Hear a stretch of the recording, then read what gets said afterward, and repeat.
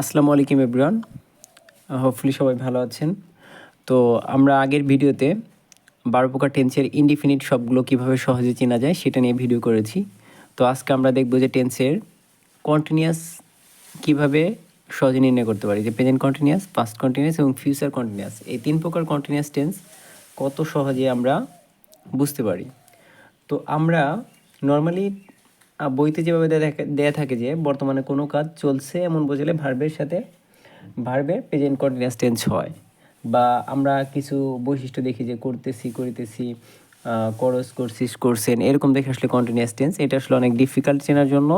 তো আমরা দেখব যে কীভাবে চেনা যায়। দেখেন আমি লিখেছি যে শর্টকাট মনে রাখার জন্য কন্টিনিউয়াস মানে হলো আইএনজি। আমরা কি মনে রাখবো যে কন্টিনিউয়াস টেন্স মানে আইএনজি, এটা হলো শর্ট টেকনিক মনে রাখার জন্য। এখন আইএনজি কার সাথে বসে? আমরা জানি যে ভার্বের ভি1-এর সাথে বা বেস ফর্মের সাথে আইএনজি হয়, কারণ আমরা কখনো দেখি না যে ভি2-র সাথে বা ভি3-র সাথে আইএনজি হয়।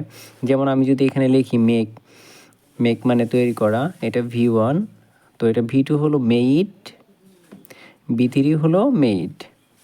তো আমরা দেখি যে মেকিং হয়, MEKING, মেকিং, বাট কখনো কিন্তু মেডিং হয় না। তো এরকম আমরা সবসময় অলওয়েজ দেখি যে ভার্বের বেস ফর্মের সাথে আইএনজি হয়। তো আমরা শর্ট টেকনিক মনে রাখবো, কন্টিনিউয়াস মানে হলো আইএনজি। তো আমরা এখন দেখবো যে present continuous, past continuous, future continuous কীভাবে চিনতে পারি। তো দেখেন স্ট্রাকচার দেওয়া আছে সাবজেক্ট প্লাস এমিজার প্লাস ভার্বের বেস ফর্মের সাথে আইএনজি প্লাস অবজেক্ট। তো দেখেন আমরা সবগুলো সাবজেক্ট কেটে দিয়েছি, অবজেক্ট কেটে দিয়েছি। আমাদের মেন পার্থক্য থাকে এমিজার ভার্বের সাথে আইএনজি, ওয়াজার ভার্বের সাথে আইএনজি, বা শ্যাল বি, উইল বি ভার্বের সাথে আইএনজি। তো এখন আমরা একটা উদাহরণ দেখি। She is making tea. দেখেন তো এখানে ভার্বের সাথে আইএনজি আছে না? আইএনজি আছে। তো আমরা এটা বুঝতে পারতেছি যে এটা কন্টিনিউয়াস টেন্স। আমরা এখন দেখব যে এখন কথা হলো আমাদের এটা কোন কন্টিনিউয়াস। আমরা তো জানি 3 প্রকার টেন্স কন্টিনিউয়াস টেন্স হয়, প্রেজেন্ট, পাস্ট, ফিউচার। তো আমরা এখন দেখেন যে এই সেন্টেন্সটা, শি ইজ মেকিং টি, সে চা তৈরি করছে। আমি ধরেন বাংলা এটা আমার জানার দরকার নেই বা পারি না, তো আমি কিভাবে সহজে টেকনিকে নির্ণয় করতে পারি।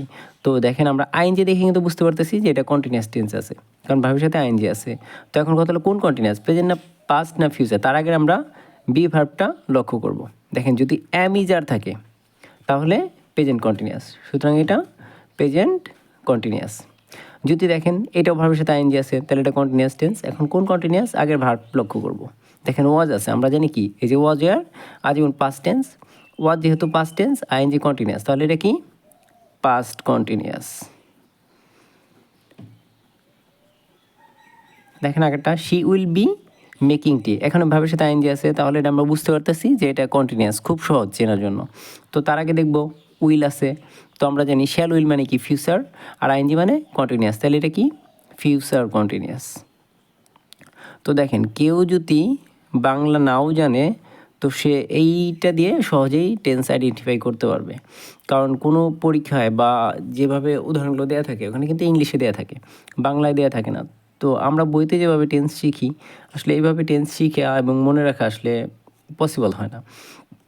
আরেকটা দেখেন দিছি, our teacher is teaching us well, আমাদের শিক্ষক আমাদের ভালোভাবে পড়াচ্ছেন। এখন এটা যারা বাংলা পারে না তারা কিন্তু দেখবে যে ভার্বের সাথে আইএনজি আছে, দ্যাট মিনস এটা কন্টিনিউয়াস টেন্স। তো কোন কন্টিনিউয়াস, আমরা আগের বি ভার্বটা খেয়াল করবো। অ্যামিজার আছে মানে প্রেজেন্ট কন্টিনিউয়াস। যদি এইখানে আওয়ার টিচার ওয়াজ টিচিং মানে ইজের জায়গায় যদি ওয়াজ থাকতো তাহলে এটা পাস্ট কন্টিনিউয়াস হয়ে যেত। যদি এখানে উইল বি থাকতো,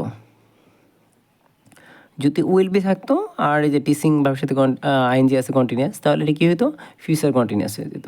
তো এইভাবে আপনি খুব সহজে মনে রাখতে পারবেন যে ভার্বের সাথে আইএনজি মানে হলো কন্টিনিউয়াস টেন্স, এবং কোন কন্টিনিউয়াস সেটা জানার জন্য আমরা আগের ভার্বটা খেয়াল করব। যে অ্যামিজার থাকলে প্রেজেন্ট কন্টিনিউয়াস, ওয়াজার থাকলে past continuous, shall be will be থাকলে ফিউচার কন্টিনিউয়াস।